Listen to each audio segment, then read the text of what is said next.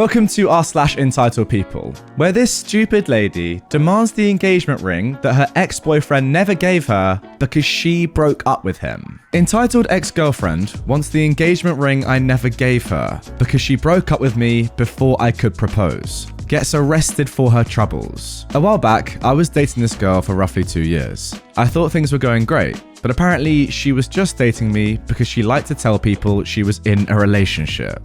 Genuinely, that's how it went with her. The way she described me was too immature, decent in bed, and honestly not worth the rest of my life. Those are the exact words she said to a friend after we broke up.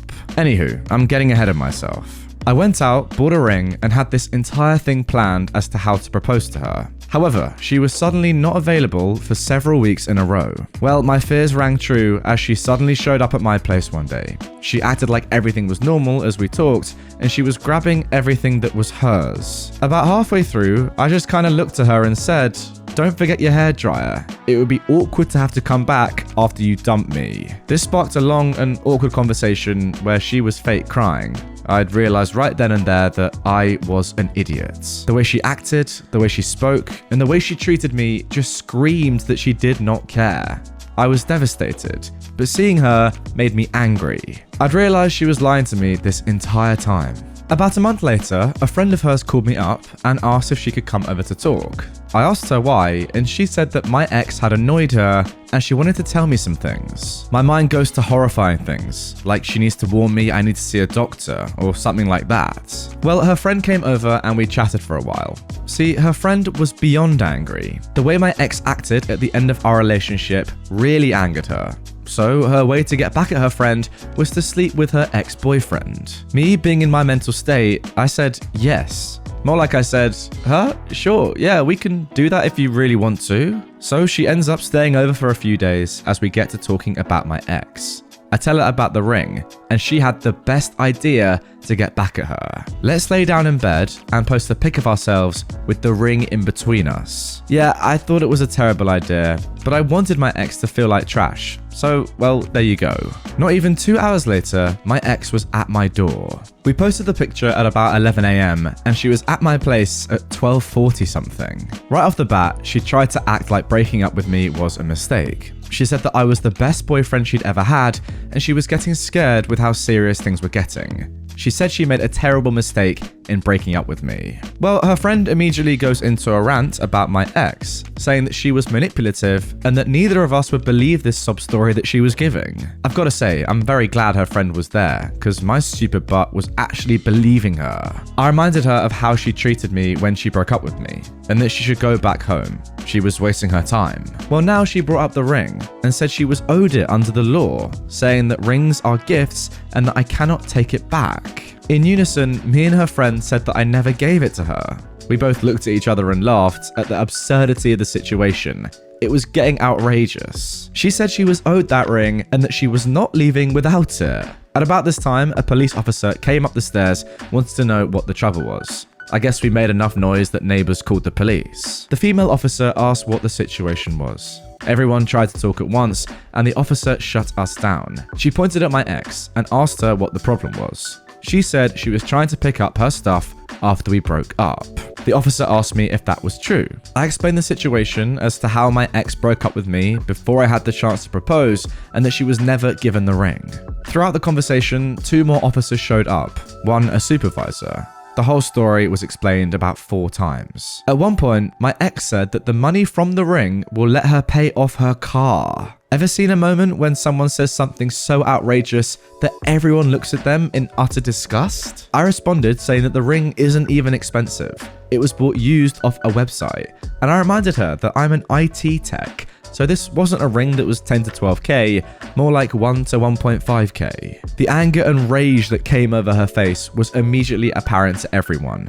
She stepped forward and punched me in the chest and kicked at me before being tackled to the ground by the female officer. The supervisor on scene told us to go inside while they get her under control. We did, and about 10 minutes later they came back. They wanted my statements. I told them I didn't want to press charges against her, but they said, yeah, it doesn't work like that. We saw it, so it's being processed. She ended up getting a misdemeanor offense for it. I mean, I don't know about you lot, but for me, that is some of the worst logic I've ever heard. Something you haven't even received yet, but you're saying it's yours. How? First of all, you never got engaged. Second of all, you never gave her the ring. And third of all, I might be wrong here, but I think that engagement rings have to be given back if they break up with you because they don't fall under the gift rule. They're a token of your promise. And if you break that promise, then it's not yours anymore. I might be wrong there, let me know. Karen gets arrested because I wasn't being a good cashier? So, I used to work as a cashier in a supermarket. This story took place on my 4th day of work there, and my 2nd day working at a cash on my own without a supervisor sitting next to me, teaching me the ropes. Yes, I had 2 days of training. I'm sure most of you will figure out which country I live in from the following explanation. It will become relevant later. Supermarkets in my country are a zoo on a regular day. However, Thursdays and Fridays are absolute mayhem at the store, and are a special kind of hell. Fridays, the store closes 2 hours before sundown, as do most stores in this country. During winter, this means around 2 p.m, and in summer, closer to 4:30. People get crazy on Fridays, trying to get all their shopping done and get home in time to cook dinner. If you can avoid coming to the store on Friday, please do so at all costs. I always told people after this day. The reason Thursdays are hell is because we get all the customers who don't want to come on Friday. Now, this was early evening on a Thursday, at a time when the store is absolutely jam-packed. We had 10 checkout lines open, and every line had at least 6 to 7 people in line. Basically, if you're stuck with a slow cashier, there is nowhere else to go unless you have 10 items or fewer. Everything is going well until I get a customer with 2 shopping carts full of items, mostly non-perishable items. And these are the large carts you find around big stores in the US, like Walmart's. I found out later he buys this for a community center in his neighborhood, and he fills up their pantry twice a year. Nice guy. He greeted me very politely and then said the most dreaded words I could have heard that night. This will be a delivery. Just a quick break from the store to explain why this was so dreaded, especially on a day like today. When we get a delivery, the cashier would call a helper from the store to help bag the groceries. Usually people do their own bagging.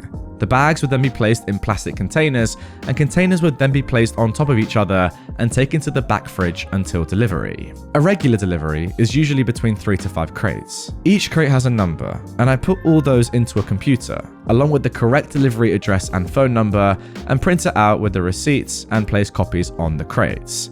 Even for a small delivery, this always takes extra time. Back to the story. So, this guy has 2 full carts and wants a delivery. I say, sure, no problem. Then I turn to everyone else in line and let them know that this is a delivery and it will take just a bit longer than usual, and apologize for any delay this may cause. We always do this so customers will be aware of the delay and can move to another cache if they're in a hurry. This is when the whole line groans simultaneously. I don't blame them. There was nowhere else to go. I could see every one of them craning their necks to check out other lines, and they all decided to stay. So I start scanning as fast as I can. I'm pretty good with numbers, so even though it's my 4th day, I remember many of the codes, and things are moving rather quickly. I get to a point where the bagger can't keep up with all the items, and the area to the left of me, where I place all the scanned items, is just a mountain of cans and bags of chips and whatnot. I can't even scan another item because they're falling back onto my scale.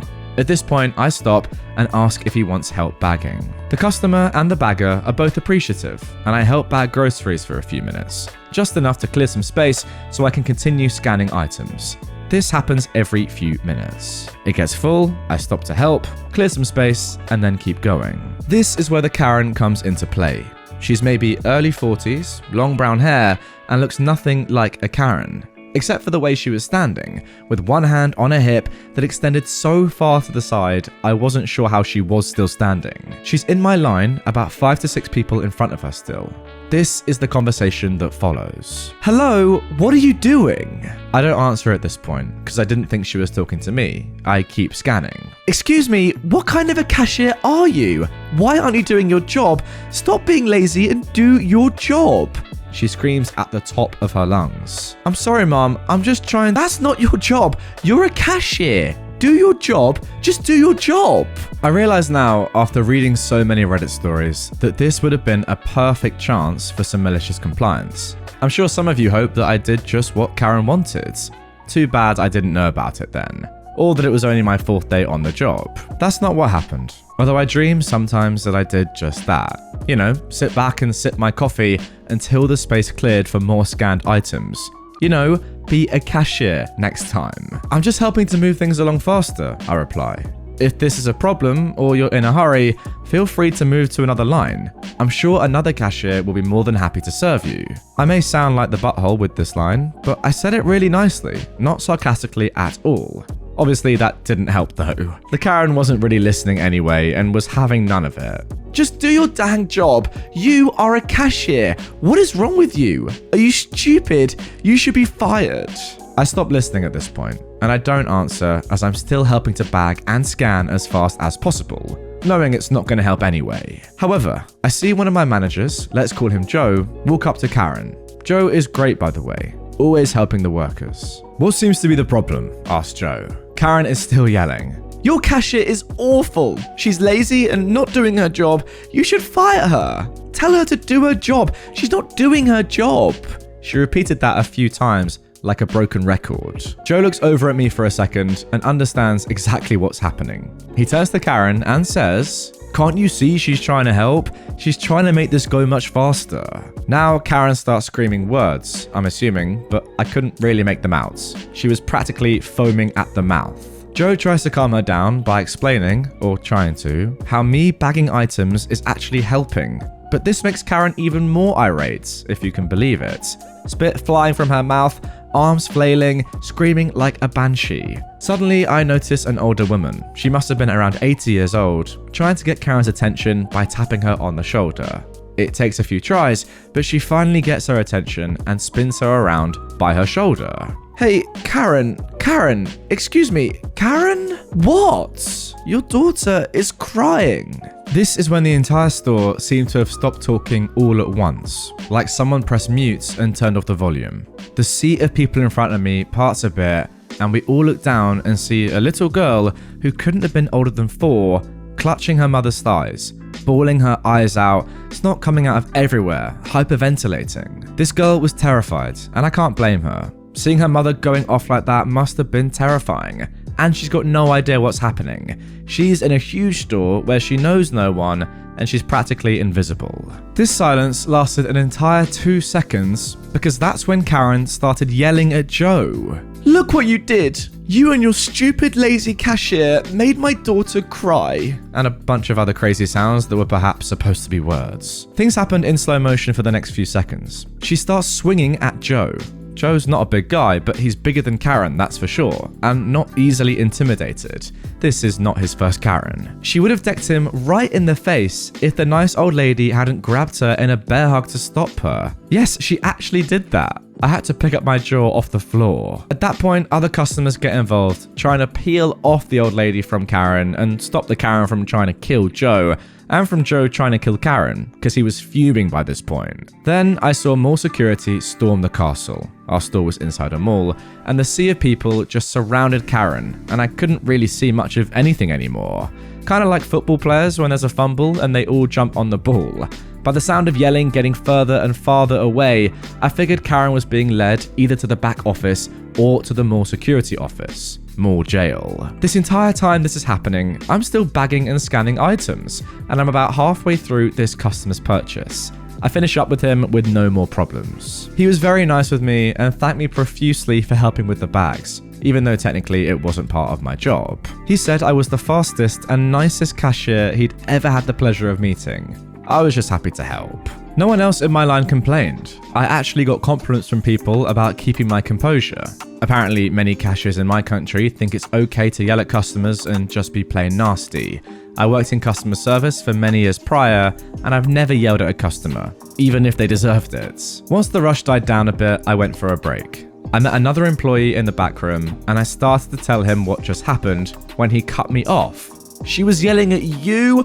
Oh my god.